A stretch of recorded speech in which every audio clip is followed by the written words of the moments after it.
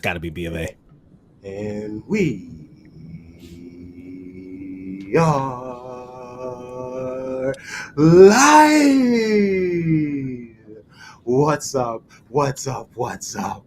We lit in this motherfucker.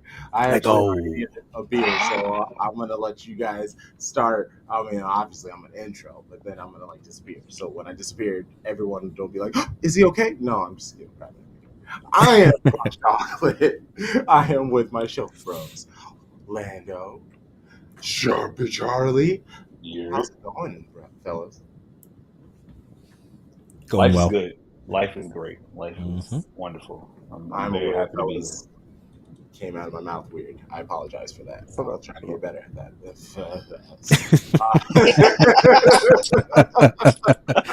Oh my Switch the one goodness. cracked open. I see you.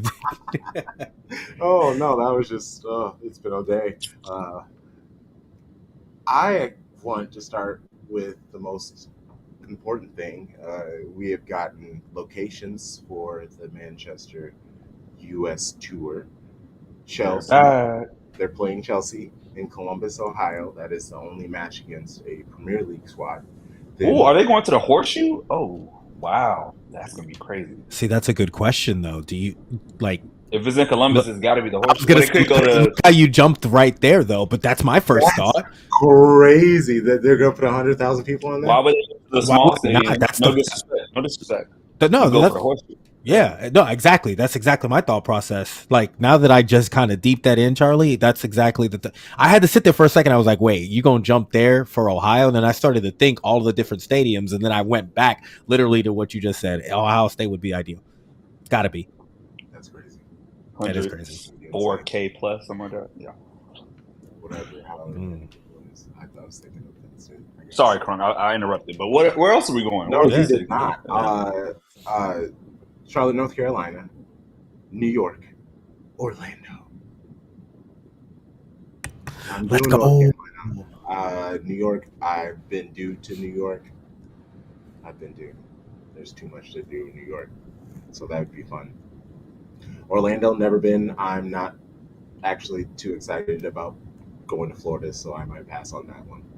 That's fair. Well, yeah, Florida doesn't excite me. And also, just again, thinking of stadiums and experiences, I know Orlando has a stadium, but I wonder, is it like, because it's too far from Tampa. Yeah, that part is confusing. Orlando, so it's going to be like in Winter It'll Park, be one where of like those big high schools or some shit. Yeah, something where the team plays down there, the MLS team. But Charlotte, we're definitely going to BOA. Definitely going to BOA. So everybody come through. We'll see you. I mean, anything else about the tour? Because obviously I would like to bring the guests on, but there is something that I do specifically want to talk about. I'm good. I'm excited to go to Charlotte. Yeah, exactly. I think we're all pretty much locked in for that one, right? Yes. Definitely happening. Dope. Jim Ratatouille, the new owner of Manchester United, he did an interview with Dan Roan, BBC Manchester, and he had a few quotes, a few things that he said, and it just made me be like, "Ooh, I love that so much." All right, let me check my notes. He basically just gave all the praise to Man City, Real Madrid at home. That first 45 minutes where Real Madrid couldn't get the ball was the best quality football I've ever seen. If we can get to that point, then that will be a great achievement for Manchester United. Getting like us will be an achievement for them. It's over. Like, you guys can't low bro us ever again. Your owner just little broed you guys. I mean, it's needed. You need to temper the people, because they're kind of getting hot after getting Omar and going after Newcastle's bro. It's one of those things. It's tough, but it's just like, relax, people. See, the first thing I thought when I heard that was what I said on the pod when it happened, or maybe it was a lit stream. It was like, he's a smart man. Like, Ineos has a record of success. Nice, their team in Ligue 1, they're almost qualified for Champions League, right? Like, they do this. And so he's not going to come out and be, brash and just say some wild shit. He's like, hey, this is going to take time. You will have to, like, It's gonna. He said they. I think the question was like, "Hey, well, you think next year?" He was like, "No, that would be stupid to think that. Like, it's gonna take 2 to 3 years to even try to get to that level." And in reality, like that's a real project. It's not the Chelsea model. He said like you can't fix it all with just spending money in the summer. That was shots at Chelsea and Todd Bowley. It takes time, and he knows that. And so, if you are a United supporter, hopefully you're humble and hopefully you understand like this is the only way back in this new age. You can't buy your way out of it. You got to really develop. So shouts to Ratatouille. What you got, Linda? I find it ironic that you bring up Chelsea as a prime example because you're right. He did cite them, which he is, I guess, a great United supporter, but also somehow ticket holder for Chelsea as well. So I find that interesting. Look, the guy has tried to found several ways to kind of get into ownership. To me,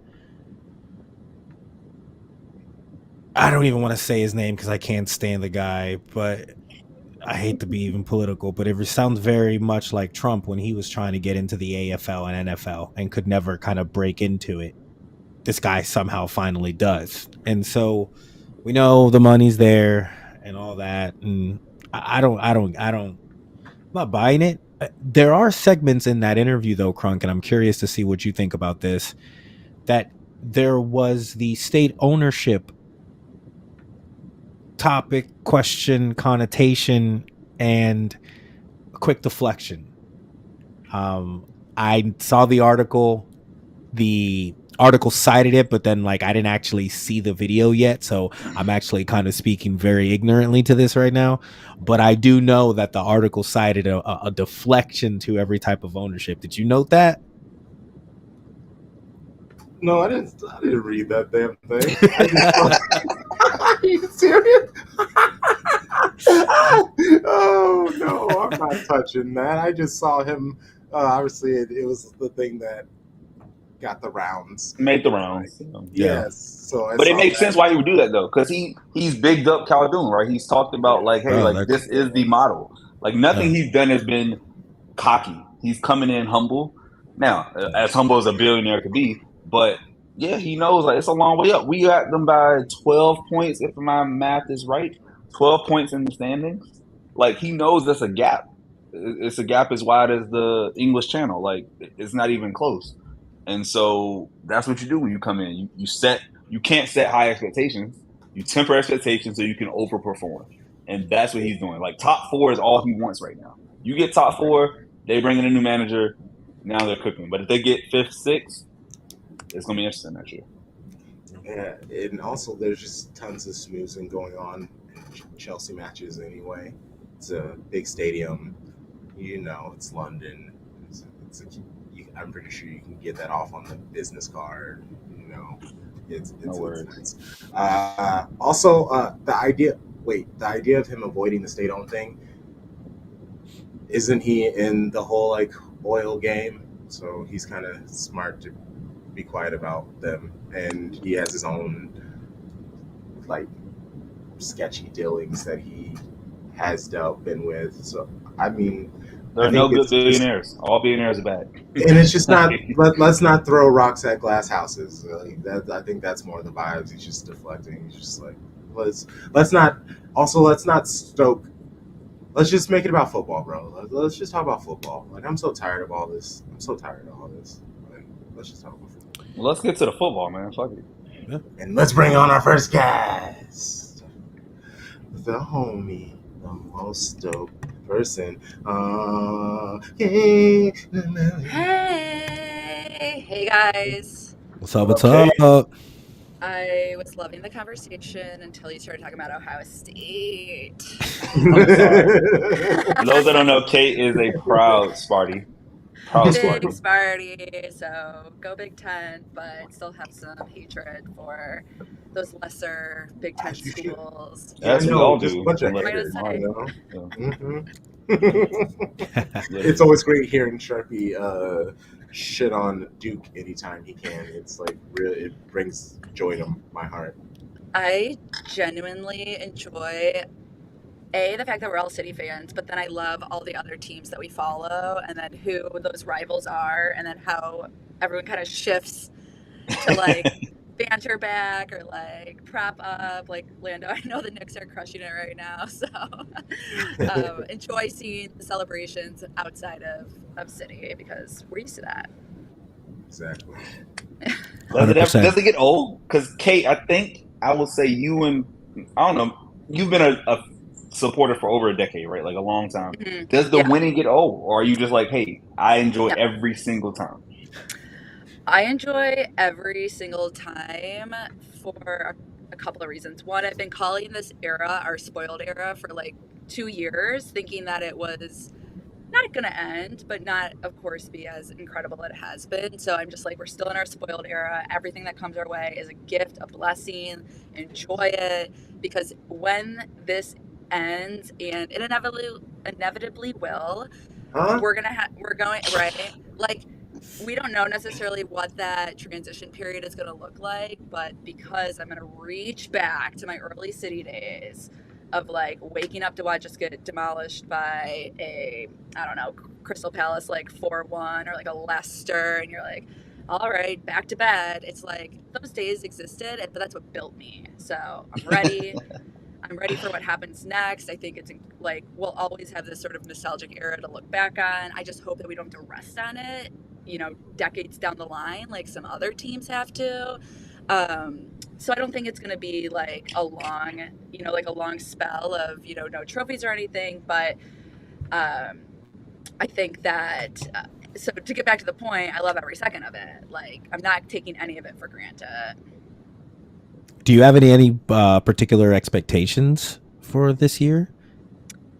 For this year, I mean, after we won the treble last year, I kind of was like, this team can do no wrong. And I actually, like, a point I would like to talk about later is like, what is the difference between criticism and having fun while watching a sport that's truly about entertainment? Like, how much as fans do we really Great think that topic. Let's get to it Yeah. now. Why wait? Great Let's get topic, into it. Kate. Great topic. Let's get into Run it up. it because I kind of operate in two camps.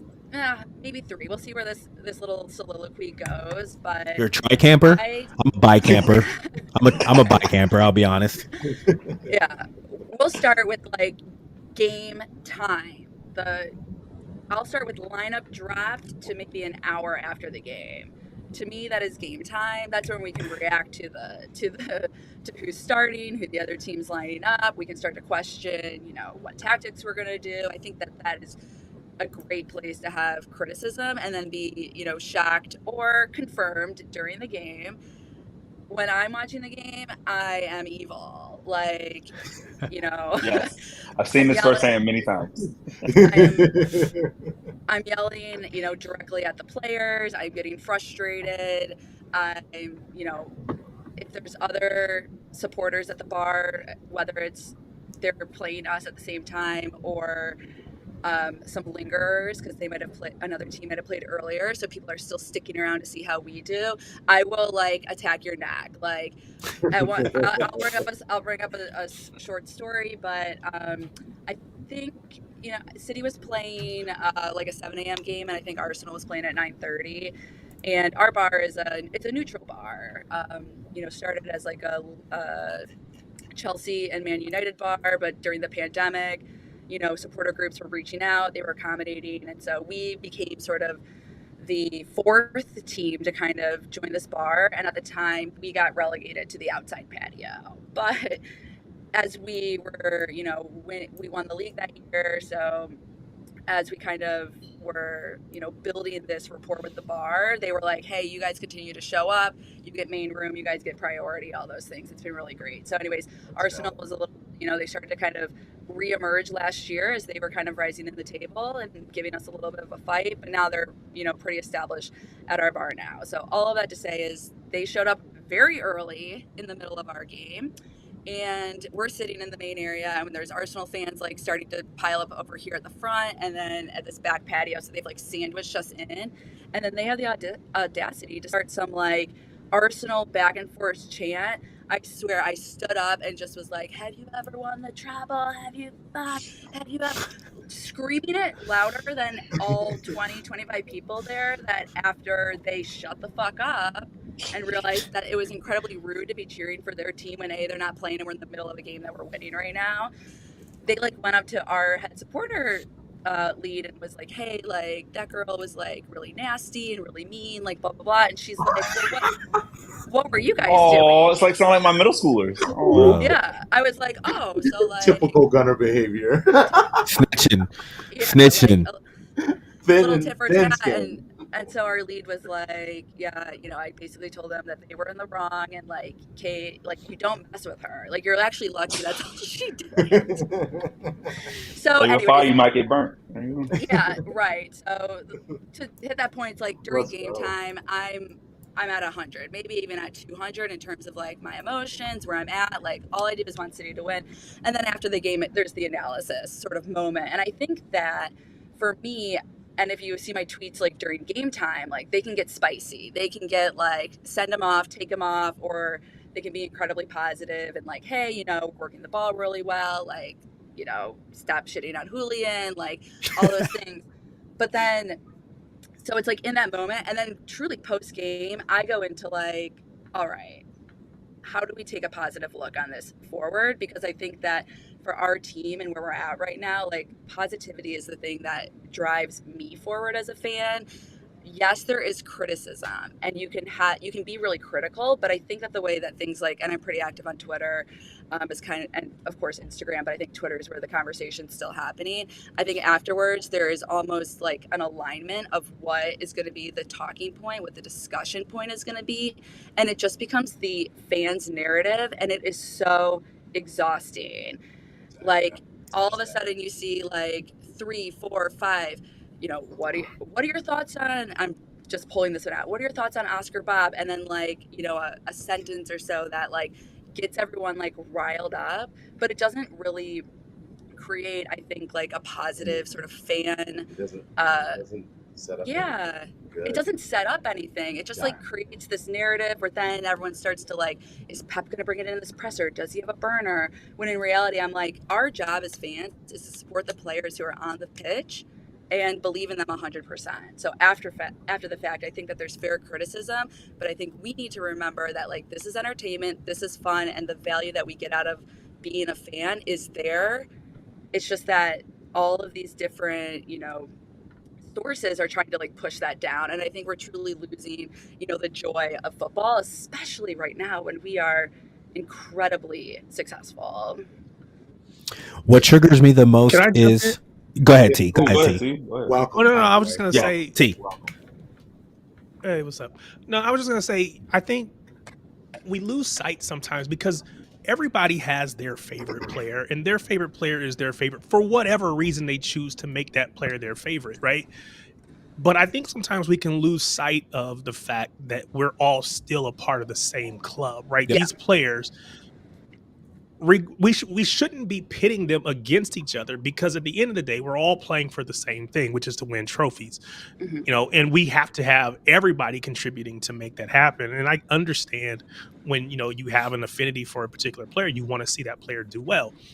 But at the end of the day, as long as the team does well, as long as the club does well, Yeah, everybody should be okay.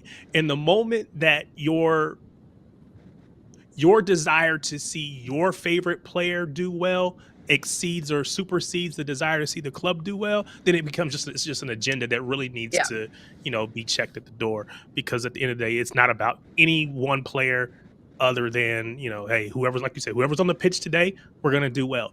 Yep. We want them to do well.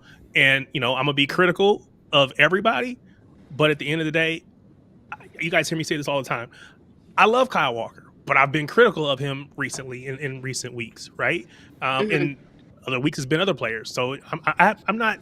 I try not to be, you know, so caught up in this player versus that player and really make it about the club itself. Yeah, and it even comes down to things like, you know, KDB coming back from injury. It was like the second anyone would get a sniff of him, even at training, it was, oh no, don't get him on too early. We can't do what we did last time. And I'm like, okay, are you the team trainer? Are you the head of the medical staff? Do you not think that they are trying to protect one of their biggest prize assets? Of course they're not going to put him out too early. Of course they're not going to do that. but that was just always the conversation. And I'm like, who are you to tell City how to manage their prize player? Like, like, at some point we have to let go and let these professionals actually run this club. And to me, I think they're doing a fantastic job at that. Peak Twitter is seeing 30 minutes into a match, Guardiola being fired for tactics, or Oscar Bob transferred listed immediately, Right? and Doku not worth the money. Get rid of him now. How can we loan him? Or just a simple all year first year conversation with Jack Grealish.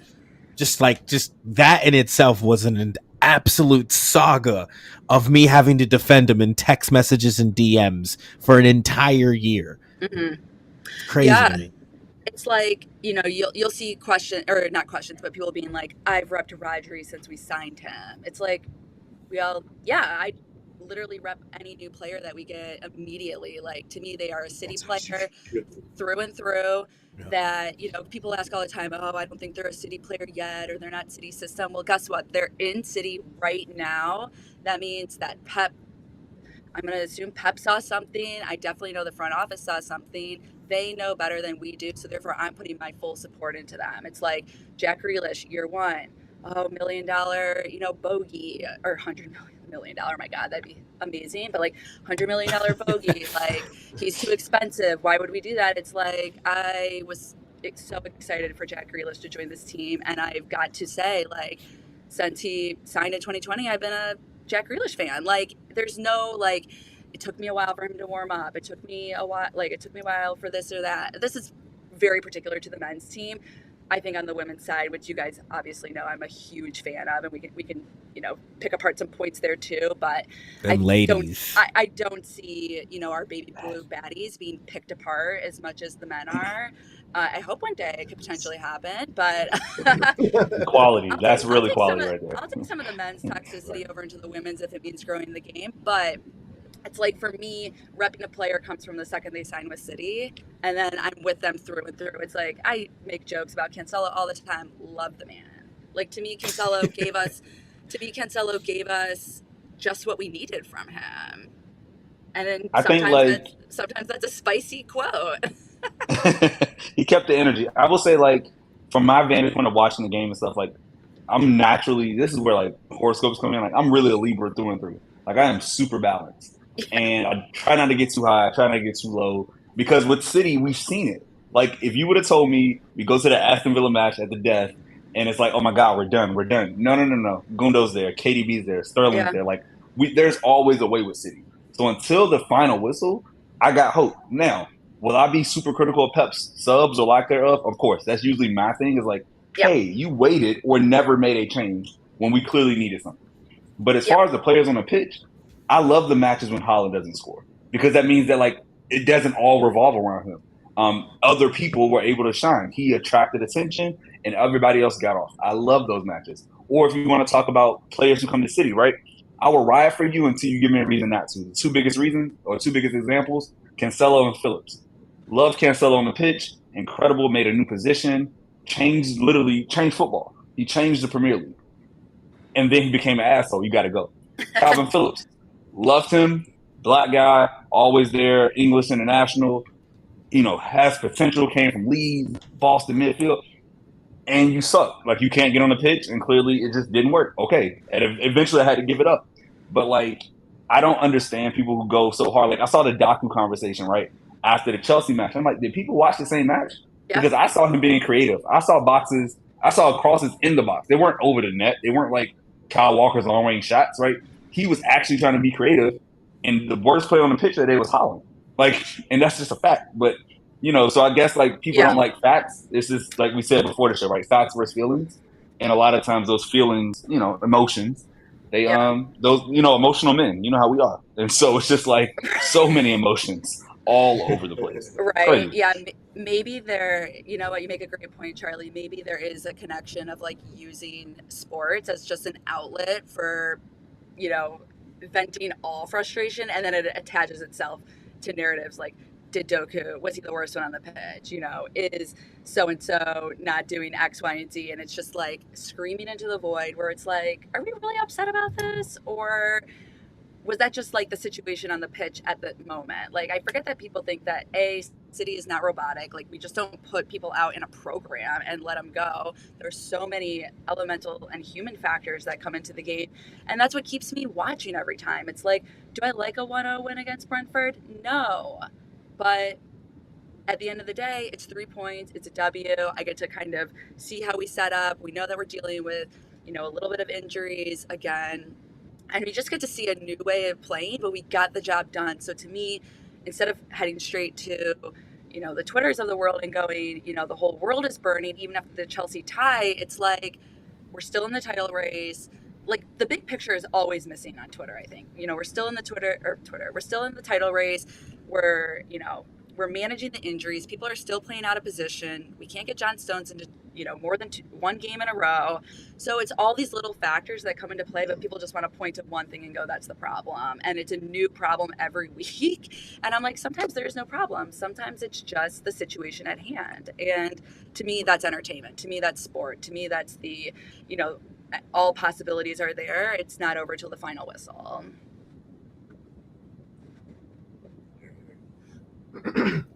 Also, shout out to Bitter and Blue. One of my few articles I wrote for them was about Calvin Phillips, the transfer, and basically me being like, guys, this might take a while for something to happen. And it's great that one of my few articles was actually spot on. So shout out to them for that.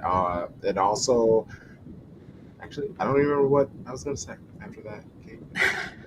I just want to pat myself on my back, I guess. Yeah. You should do that. Thank you, friend. Thank you, friend. I know that I wanted to kind of talk about Kevin being back because I could talk about him for, hours and hours and hours and hours. But I actually kind of want to talk about, like, the crowd atmosphere, especially at the Brentford game. And it has become, like, I noticed it while watching live. Well, actually, that's not true. Brentford was during a work day. So, as you guys know, when City's playing during the work day, I truly cannot watch. So I have the City app with the updates. I saw it was 0-0 at half. I'm like, all right, my big thing is big second half. That's what we're known for. We're going to come back. I see Haaland scores in the 70th. I kind of go, okay, great. We're up 1-0.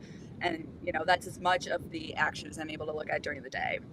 So I get home super excited to kind of watch it. And the first thing, I'm picking up on is the noise just from the stadium. Every time City has the ball, it sounded like 911 was being called. Like, push the ball up, take the shot. I mean, for fuck's sake, I can't believe Kyle Walker did not wind up half the time, because that was the energy we're pushing out. It was like, get that early goal, settle into the game, make sure everyone's in position. It's like the crowd was trying to get City to do so much, and I think ultimately that spooked them a little bit. It took a while for us to get into the game. It took 20 minutes into the second half for those tweaks that probably were made at halftime to, like, fully come into fruition. And I just was like, I get that it's 8:30 at night for this kickoff, but where is that at noon? Like, I'm not looking for necessarily the frantic or the anxiousness of it all, but, like, let's get up like this. Like, that is how we can communicate as fans back to the players. That's how we can give them the confidence that they can go out there as a group of 11 and really perform for us and really put on a show for us. And I think that, they're just getting so many mixed messages outside of City as a whole, from media, from fans, that I think that, like, we're putting more pressure on them to win this fourth title, to potentially go for another Champions League run, potentially go to an FA Cup, where I'm like, calm down, everyone. Like, we've got all the tools in our toolkits. Let's watch it work. Let's watch it work. So I'm just curious, did you guys pick up on that, and any thoughts on just, like, the crowd atmosphere in general? No, I'm not touching that.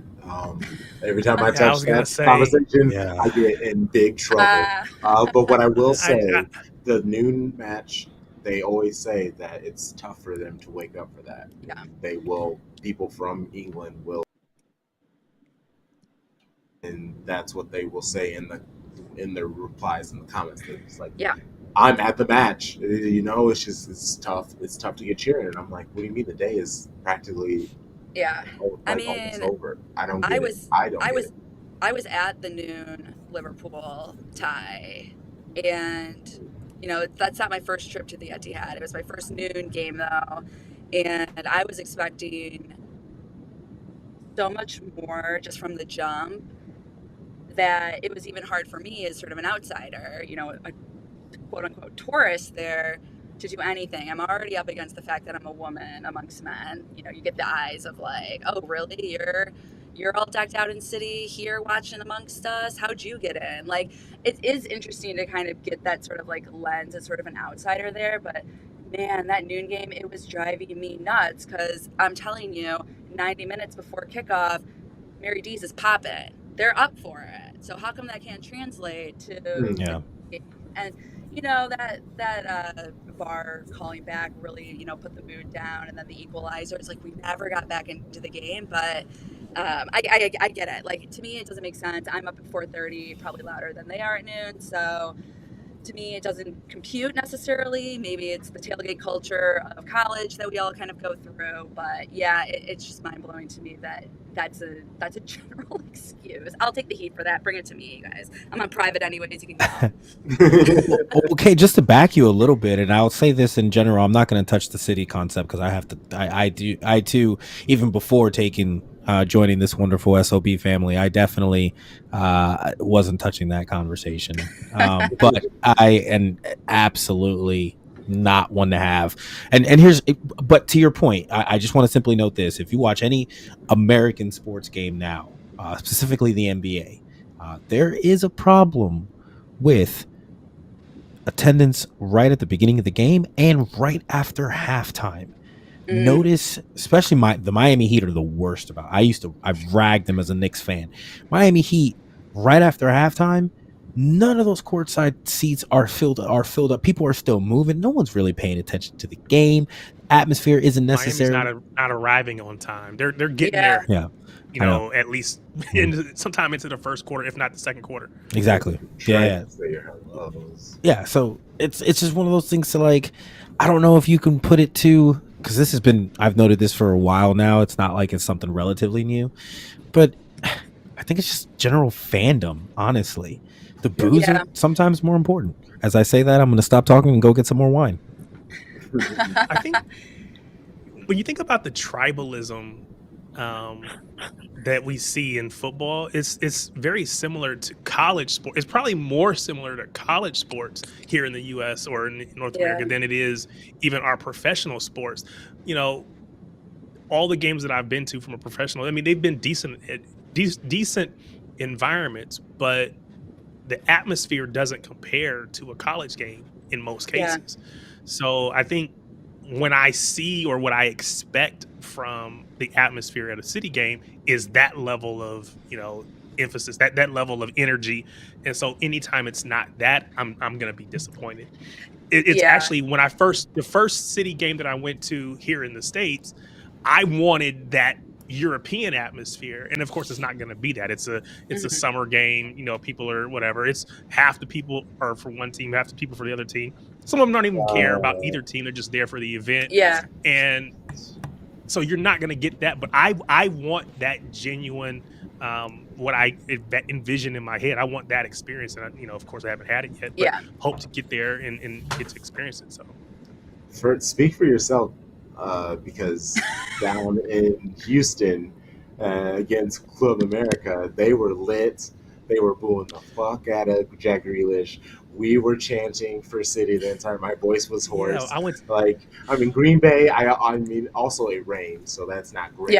But I wasn't even saying about the Green Bay match because someone Green Bay match. Indianapolis. I was talking about my first time going. Well, not even. It was in Nashville. It was in Nashville, but like the best part of the Green Bay match was in the tunnels when it, in the hallways when it was raining and we had to leave the stands and everybody was in there, singing and dancing or whatever. So that was the best part to me. So, again, it's just perception versus what may be actual reality. We'll see. DT3 is right in the chat here. Liga MX don't play. I mean, for Right. you to see Club America in Houston, shit. That A lot was- of that crowd was They brought the a lot drummers of and that everything. crowd was It was Liga great. MX. No, it was so half, maybe more. It was great. That game was so much fun. I also was at that Houston game. crazy. Seeing Kevin score twice was amazing. It was so hot, so it was nice to be in that AC'd stadium. But yeah, I think just to kind of wrap it up on the atmosphere and the fans and stuff like that is more in line of like, I mean, it could just come from my line of work. Like you get a piece of feedback that you actually are able to affect. Like you want to make that change for better performance, better output. So to consistently hear like, even beyond like the 12 p.m., but like, empty seats or like there's no atmosphere, like Pep has to yell at you guys. It's like, those are things that we can actually do, and change. And we just go, nope, out of our hands, when really it's back in ours. So I don't know, just a small little point to that. But yeah, I thought that during the Brentford game, the crowd was incensed. And even after the goal, it did not calm anyone down. So yeah, just a small thing I noticed, and like treating Chelsea like a loss, those types of things. I'm like, oh, we're so spoiled that it's hard sometimes. We haven't lost a match since December 6th.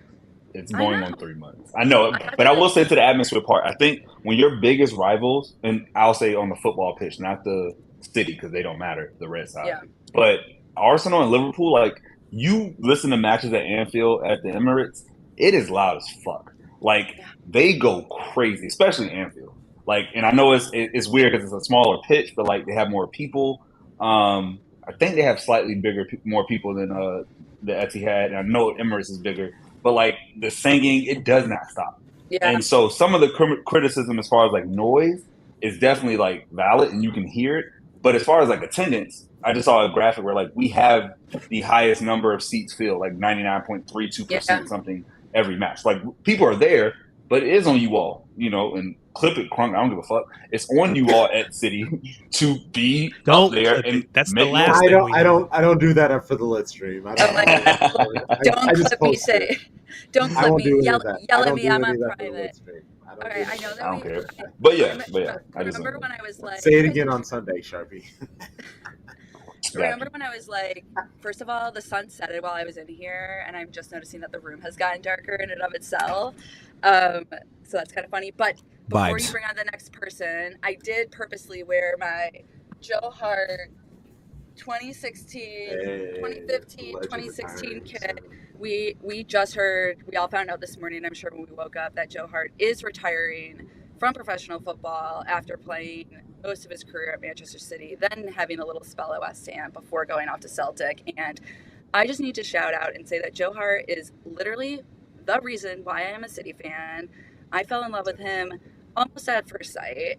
So yes, looks can play a role. I mean, Joe Hart, Jesus Navas, and Carlos Tevez, that World Cup sucked me in. They were all on the same team. Jesus Navas with eyes. Oh, beautiful Jesus eyes. Navas with eyes. Beautiful eyes. Beautiful Joe Hart, eyes. just tall, Gorgeous man. blonde, like loved. And then, they ended up all in City. Obviously, distribution rights, easier to follow a little bit down the line, but Joe Hart was so critical for me staying a City fan through those early years. And I know, I think now he's finally getting his flowers, but I always gave them to him. So my one question for you guys is, this is my little trivia question for you is, do you know, we'll start with, today, earlier this morning, I posted a photo of Joe Hart with a black eye. It's not even black, it's completely Red. bloody. That was the background on my phone for maybe 3 years, and then Ederson joined, and I was like, hello, who is this Brazilian? Sorry, Joe. Eddie's been on since, he's been on, we've had a couple versions. The latest is him holding the first trophy he won just behind his back like a G. And okay, so I posted the photo with his bloody eye. My question is, do you know what team they were playing? And if you do know who gave him the black eye? Yes, there it is. My guess is Chelsea. Is that right? No, but you have the first letter of the team correct. So the team was Crystal Palace. And any idea of who it was? The player. Look at the year. Oh, It was That's, and it was this year too, 2015. damn. It was Cameron Jerome. Never And would have got that. he was on loan at Crystal Palace too. Never So trust a he person with wasn't two first names. I know. I was like, I will always remember who it was. I was like, who gave my man this eye? So it's like one of those, like, pull it out at a bar, a couple drinks, like, oh yeah, I know all about this man's career. He gave Joe Hart a black eye, and that's enough to like keep it moving. But yeah, I'm here to honor Joe Hart. Give him his flowers. He won the Golden Glove 4 times, 3 in a row with City. He's a 2-time winner, both in that 2011, 2012 season, 2013, 2014. So he's been a part of so many iconic moments. I mean, you saw him running around the pitch talking about he didn't know who to hug. And I'm like, I would have been there, man. I would have been there for you. But Kate, so is it next week or the week after that we're starting to go ahead and get creative in the group chat and start segments of useless facts by Kate with the SOP family? Because I got to be honest, I am infatuated by amazing useless stats. I love a great useless stat. City trivia. I'm here for it. Yeah. We should absolutely host a trivia one night, but also I will pepper them over to you guys intermittently, and you can use them in your group chat. Thank you. Also, I'm gonna need to see some of these haikus. Oh my gosh, yes. After each, for those who are watching and don't know, during the 2021-22 season, after every City game, immediately I wrote a haiku. And I got a little nervous towards the end of the season when we were in that title race with Liverpool. I was like, I don't want to write this last haiku. This was like midway through the Aston Villa. I was like, everything leading up to this was like City's winning this trophy. And I just could not think of 15 syllables I wanted to say other than fuck 15 times if that had happened.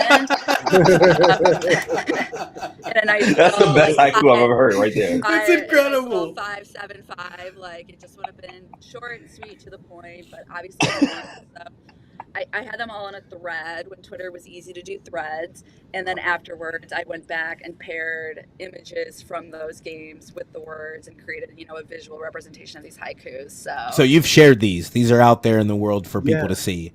Yeah, that's I will- incredible. He was making art with a I'm pretty capital. sure that's Yeah, when that I is making was, art with a all capital. in with you. I'm pretty sure that was when we had bantered on Twitter, but once you did that, I was just like, okay, I'm all in on this person. Who is this person? Why are you writing haikus? I love this. That's I know. dope.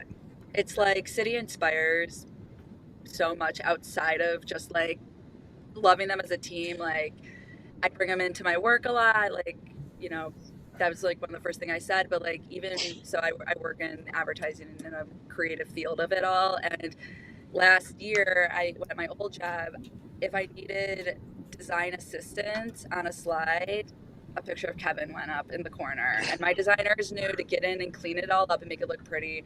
And then if I had reviewed something and it was finished, got a little Holland in the corner, and everyone knew that like that meant we were done, we won, like it's all good, and they could just like leave it. And then afterwards I would go and clean up all the Hollands in the deck. But like I use them for things like that, writing haikus.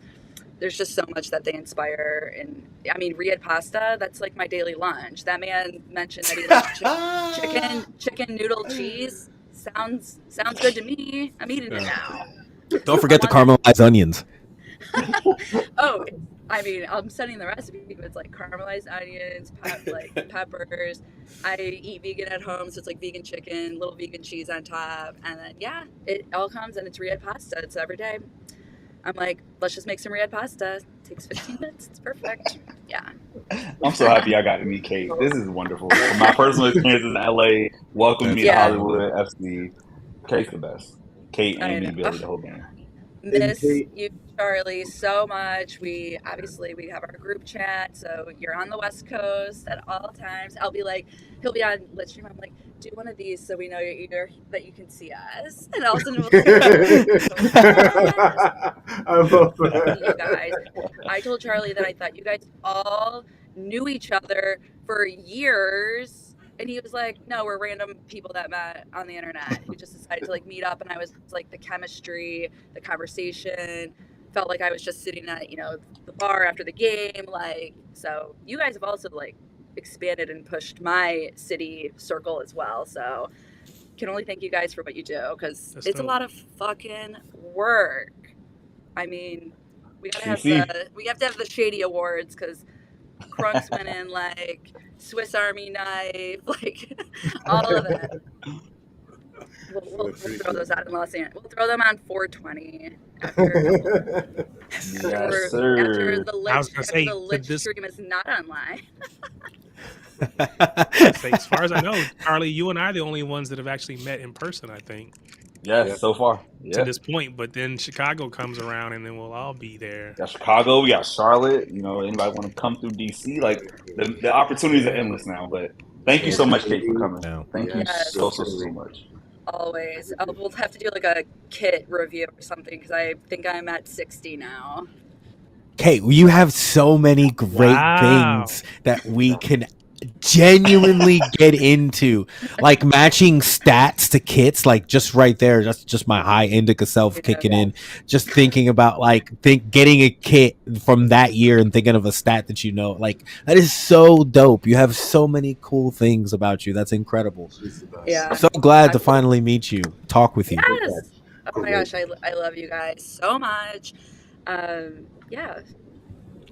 Let's do this again. We will. Yes. We will. Jason. You have a good rest of your night. Yeah. You guys too. We'll see you at the next one. Yes. We're just going to bring our guest on immediately. I'm amped. I'm amped. Hose man. Hose Let's man. go. Show it to him. B-Flem. Show it to him. See it? How am I supposed to follow that up, by the way? That was a great segment. Hey, we're pros. What can we say? Love us some Kate. What's up, B-Flem? Hey, how y'all doing? Wonderful, bro. Wonderful. So, Yeah, no, great. How are you doing? I'm good. I'm happy to be here.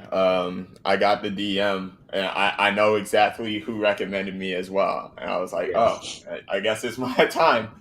So, you're being I'm exalted, happy you're to be being here. lifted up. Yeah. Yeah. I mean, how often do you do things like this? Well, I'm actually have a little bit of an online presence of my own. Well, I mean, I can kind of figure that, but I mean, like talking in front of cameras, chat and stuff like that. Like, well, I do stream on Twitch as well. okay, good to know. Good to know. You Plug may yourself see real me quick. around on like 50 plus donors stream as a moderator, but I do stream on my own as well. I'm more of a variety game streamer. So, I just play whatever I want, just chill with a bunch of people on Twitch chat. It's a vibe. I normally, like 3-4 years ago, I would have been really nervous to hop on the camera and like do stuff like this, but just being able to stream on my own, it's getting me more comfortable with chatting with more people and just coming on and hanging out. Oh yeah. Good. So you'll be on more. Haha. Yeah. That's Hey. what I love. What games are you playing lately? Yeah. So right now I've been playing Persona 3 Reload. It just came out. Yeah. It's a remake of Persona 3 that dropped in like 2006, I want to say. Very early game. Persona is one of my favorite series to play through. It's a story-based like Japanese RPG. Very fun. It's beautiful. Very well made. Very good story as well. I'm gonna be playing Final Fantasy VII Rebirth when that drops as well. But then outside of the story stuff, I do like a bunch of different events with friends I've made on Twitch and stuff like that. So yeah. Dope. Let's go. Okay. Well, you're obviously with you repping the Chicago. Are you living in Chicago now? Yes, born and raised in Chicago. So we will see Living in you Chicago. April 20th when we're in Chicago. Hey, who knows? I may pop out. Hey, How old are you? Hey, How old are you, B-Flem? If you're okay with me asking. What was that? I'm How sorry. old are you? 23. All right, do you drink? Do you I do enjoy a drink. beverage? I do Come by enjoy first drink on me. Come I by. appreciate it. First drink on me. You come say what's up to me. Show me that Hose Mad T-shirt.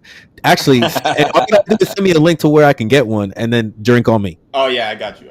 Yes. Without a question. You're also a Dortmund fan, and by the way, thank you for Milan. Also, and a kanji. and a conjure. How did And for taking some stuff from the academy. I was say, are we going to talk about Gundogan too? Back in the day, I mean, we Oh love my Dortmund. gosh. Bro. I heart Dortmund. Yeah, the relationship's strong with Dortmund. And except for they got Sancho out of this deal, man, y'all kind of aren't winning. This is kind of one-sided. I appreciate it, but I don't know. Sancho was bomb for them. Man, he likes the it over first there, time bro. to He England, balling does out. like it He over caught there. wreck over there. Hey, he liked it so much. That's how He you got came the United move. he liked it. But our transfer philosophy is just buy small and sell big. So we buy promising youngsters or just people that are really good in the league to try to dethrone Bayern, which never works out. But buy a youngster, give him like 2 to 3 good years, flip him for a record transfer deal, and then we just sing their praises as they have success elsewhere while we still mire in. I don't want to say mediocrity because we're consistently in top 4. Yeah, but like it's still kind It's of a step above mediocrity. A step above mediocrity. I'm happy actually you Yeah. said that. Oh no, Tarek, you go. Oh no, go ahead. I was just they're definitely not mediocre. They're right there below Bayern historically. Now again, this year there's Bayer Leverkusen, but outside of Bayern Munich, I mean they're the top team in the Bundesliga. So definitely can't call them mid or anything like that. But the issue is, no matter how many times you're second, you're still second, and it is the same team just constantly whooping you. That's the part that makes it suck. The issue that I have is seeing them, and this is all of Bundesliga really, but just sell so many of their good players to Bayern when they're trying to compete with them. And I understand, Pep's philosophy that if you're a big club, it doesn't matter because take whoever you want, we're going to do our thing. But until you consistently can beat Bayern, I'm not giving nobody to Bayern. That's my opinion. but that's why Pep's not the director. Like, I've never heard Tiki say that. You know what I mean? Until Tiki says that, I am really budging on what Pep says when it comes to that. Yeah. But I mean, I understand it, but man, I don't understand it. He's not going to United. I don't care what the price is. You're not playing for the dudes in red. And like, if I could do something about it, that's just whole shit. I just don't get it at all. But keep talking that coach talk, Pep. Like, come on, bro. Like, that's just all coach. But I mean, talk. he's done it. We've given up all those players that are at Arsenal or Chelsea or wherever, right? So he's not had an issue letting players go, even though they were going to, what can be perceived as being competitors, although we know there's no competition. How did you become a Dortmund fan? Well, Dortmund was one the jerseys I recognized the earliest in terms of like getting into soccer, just because I have a connection to their sponsor company. I don't want to give away too much because I don't want to fully dox myself out there, but there's a connection there. But also it's just brand recognition. I was big into Game Informer and magazines like that, and when they were advertising FIFA and stuff, Dortmund was one of the jerseys I saw. And so when I was getting into soccer, I noticed like Bundesliga games were like one of the most easily accessible. And then I started watching more soccer, saw what Dortmund was about. And they were a really exciting team when I started getting into them. They had Aubameyang still there. Royce was at like his peak. And it was a team like right after, they had won the league, and then like the season after they had lost the Champions League to Bayern. That's when I was really starting to get into it. And so I was like, yeah, I'll make this my team. And, it's kind of just stuck. Yeah, that's pretty much my Dortmund story.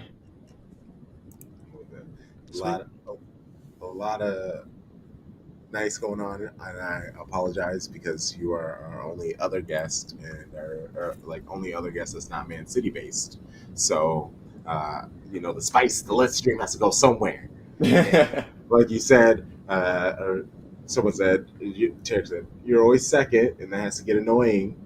But now we got Leverkusen coming up and being like, "What's up? What? How do you feel now seeing them coming in and just being like, what's going on, bro?" Overall, I'm glad it's not Bayern. It's a nice change of pace.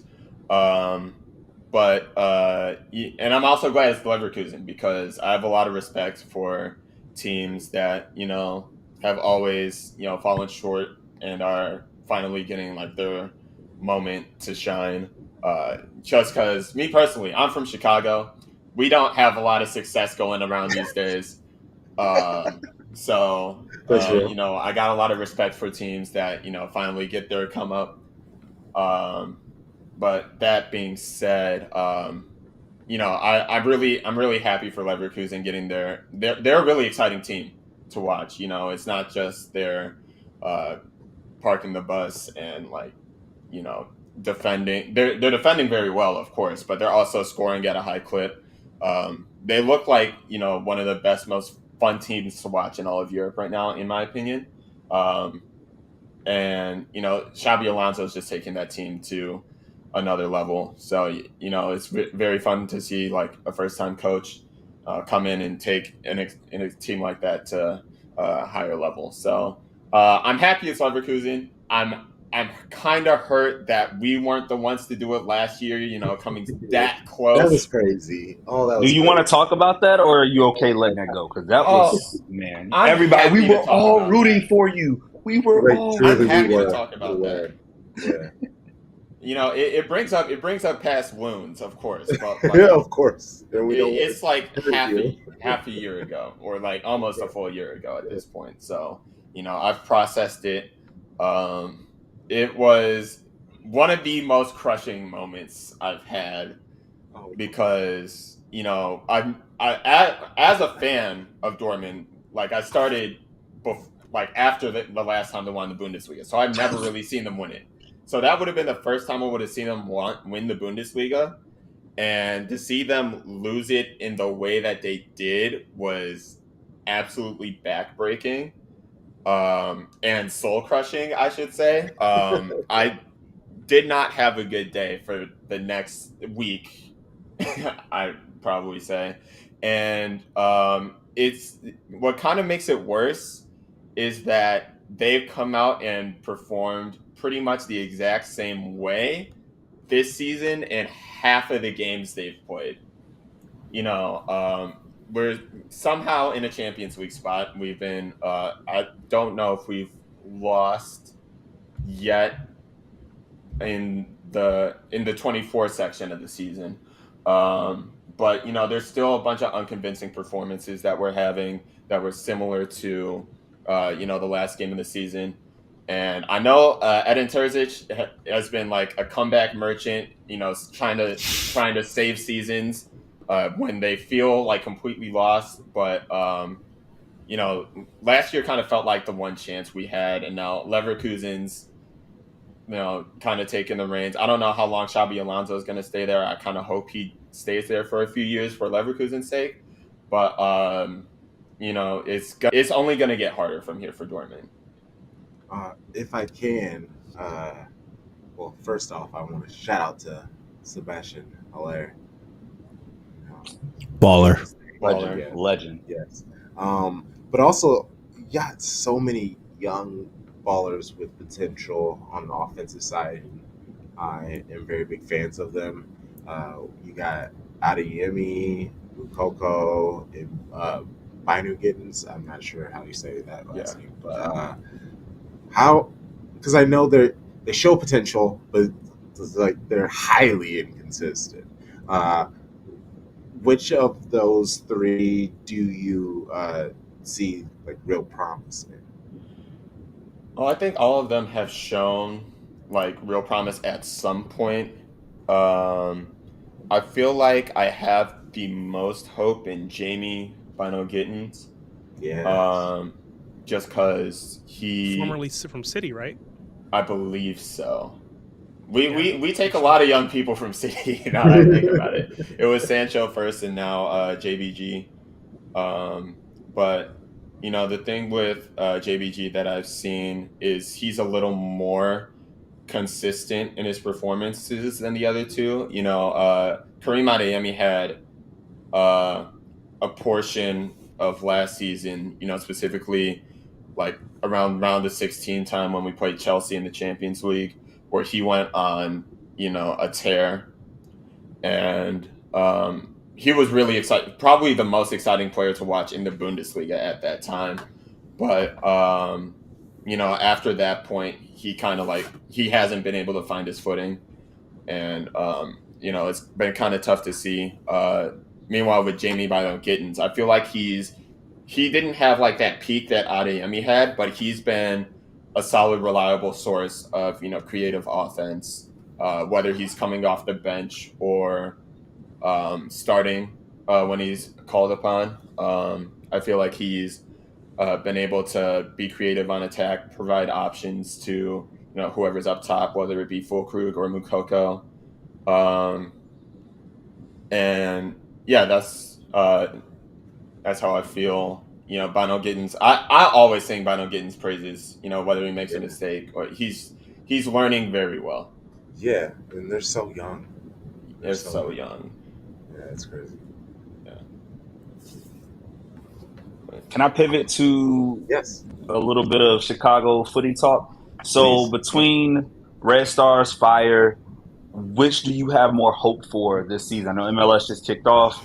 NWSL is on the way back with a couple new teams. Which side of Chicago footy do you feel like could have a better season? That's a good question.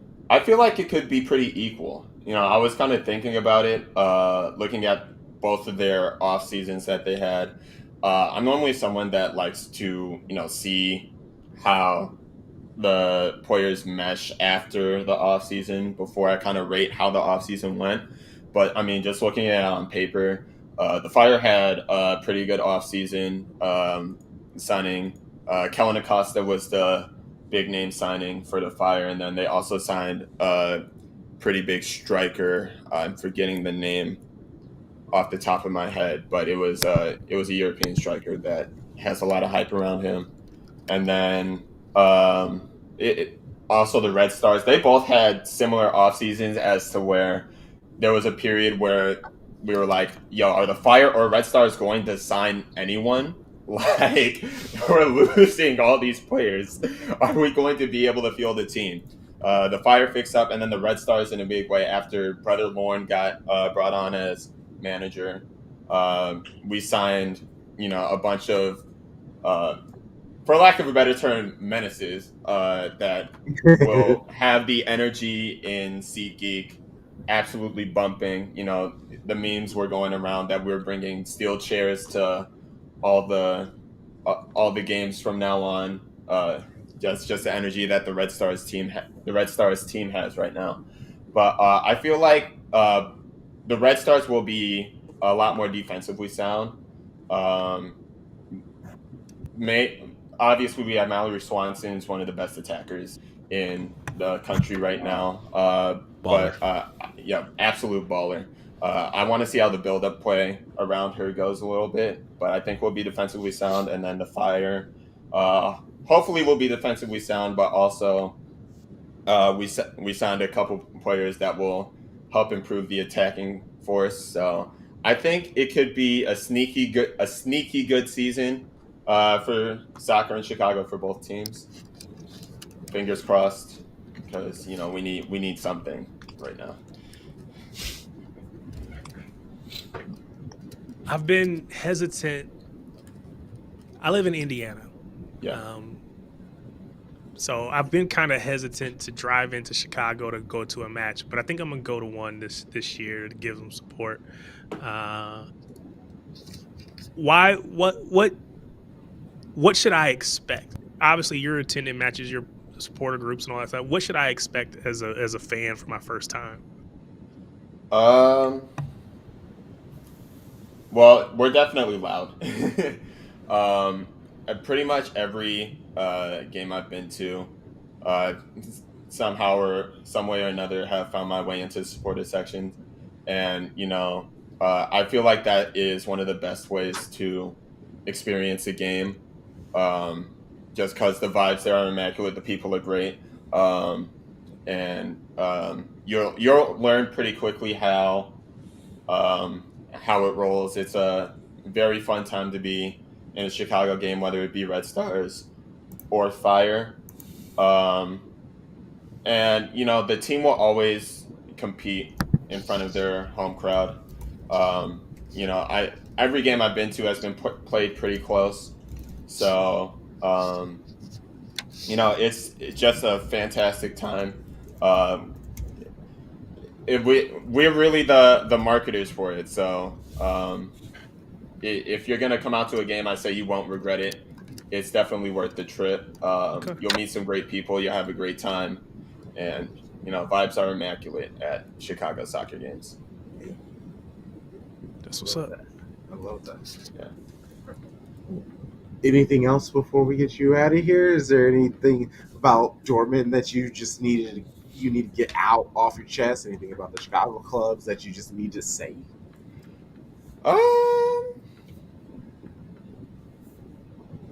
I think we covered a lot of it. I'm just hopeful, praying Dortmund keeps the top 4 spot or top 5 spot, because Champions League is expanding, and Germany's number 2 in getting that 5th spot right now. So fingers crossed that we obtain that 5th spot, and Germany gets that 5th spot as well. But yeah, just enjoy the product around you. My best friend is a Cities fan as well. I forgot to mention that. So I do keep up a little bit when I can to see Shout out to them. what happens around that. But also just watch the Bundesliga in general. I think it's one of the best leagues, if not the best league in the world to watch. It's fantastic products. The atmospheres at every stadium are fantastic. So Yep, agreed. Really undervalued. I know it gets Highest a lot of attendance in shit. Europe. Best Yeah. crowds in Europe. yeah. I was gonna say, I mean, I feel like it should compete with the Premier League, but it's just all of the marketing around the Premier League. Not that the product is necessarily better, but the marketing of the product may be better.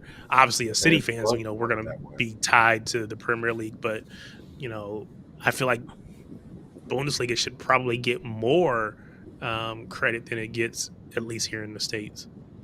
It's a little bit more difficult when for the last decade the league's been won by a particular team. I'm not trying to throw shade, but that's the argument. That's what a lot of the people argument. say. But that's changing this year. We're getting. It should have changed last year. I'm still bothered by that. Listen. Let that man live. Dang, Bothered by that. I was muted. I had to get He's off the bothered chat. by it? But What you doing? let me ask, because this is another thing, and I'm sorry because the internet, something fucked up here. Did Jude Bellingham not start that game? I don't want to take you back to that moment and relive it, but am I correct in thinking back and saying I remember seeing him on the bench and I was like, why is he there right now? Like, Jude was injured. That was the only reason. I think it was hurt. Okay, that makes me feel a little only bit reason better. why you didn't start. That makes me feel a little better. But still, I mean, like you're in first place in the league. You're in front of your home fans against a mid-table team. You have to execute that. No, Jude or with or without Jude, you have to execute that. That's fair. And I think back to that Sebastian Aller penalty a lot. I love Seb. He deserves the absolute world. That was a horrible penalty. That's fair. But to bring it back to more recent stuff, have you seen his most? I know you have that most recent goal in Champions League. Yes. My God, man, that man hit some shit off an angle. I don't think I've seen that angle was so tight for him to hit that goal. Everyone, go do yourself a favor and see that latest Sebastian Haller goal for Dortmund. Good night, banger of a goal. Yeah. Well, please plug yourself. Let the listeners know, Shady Gang know where they can find you, support you. Plug your Twitch. Yeah. So, like I said, I stream on Twitch. I stream at twitch.tv/v_Flem. I'm a variety streamer. I actually am about to slide off here right now and immediately go live so I can play more Persona 3 Reload because that game has me in a chokehold. It's about to get really good as well. So, spoiler warning. But I'm gonna be live up there. I'm gonna be streaming Persona 3 Reload. I'm gonna be streaming Final Fantasy 7 Rebirth when that drops, and then I'm gonna be streaming a bunch of other games as well as some events I'm cooking up. So feel free to follow me there. I'd also love to give a shout out to 50 Plus Donor. Hey, let's I go. moderate over there. If you want to learn more about German Bundesliga, that's the place to be. It's an absolute fun time. We have a lot of fun over there. Happy third birthday to them as well. It's supposed to be a stream today, but life didn't go there our way. But the streaming watch along tomorrow for the Leverkusen Mainz game, I believe it is. So absolutely pop into that. And just follow them. That's pretty much how I got here. And I can't throw my support to 50 Plus Donor enough. Yeah. Basically, the next set of guests, for the most part, if I don't know them, they are recommendations from our previous guests. So I reached out to all of them and I was like, "Give me people." We got some quality recommendations coming in, though. Yeah, Shout out to 50 Plus Donor. Connecting us with most dope people, and that's what you do. Most dope people connect you with most dope people, and that's what I love about building this Shady Gang community that we do. We're not all City fans. It's like we just all love football, and we can all talk about football and continue to do so. I appreciate you, B-Flem. You have a good rest of your evening. Good streaming. I'm tapping into that live stream. Enjoy the game, bro. Thank you so much, B-Flem. Appreciate it. Appreciate y'all for having me. All right. Oh my gosh. Kate, B-Flem, super thankful for coming on. Shady Gang, watching on FanFest Live on YouTube. You're listening right now on Pods. You people enjoying the replay. Appreciate you. Love you. I am Crunk Chocolate. We got Tarek. We got Sharpie. We got Lando. We out here. We are Shades of Blue. We will see you very soon. Kickoff show for the match again. Hey T, what we doing this weekend? Smashing cherries. I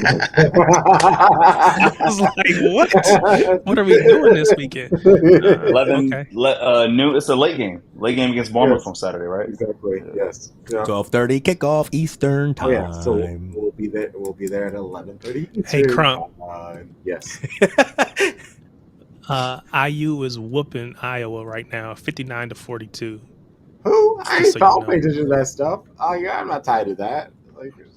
Just saying. Dodged it. You see me? This is me dodging it. He missing it. He missing the bomb you just tried to throw. Floyd Mayweather shoulders. Dip, dodging. Let's go. You all know the vibes. Shady Gang, Shady Gang, Shady Gang.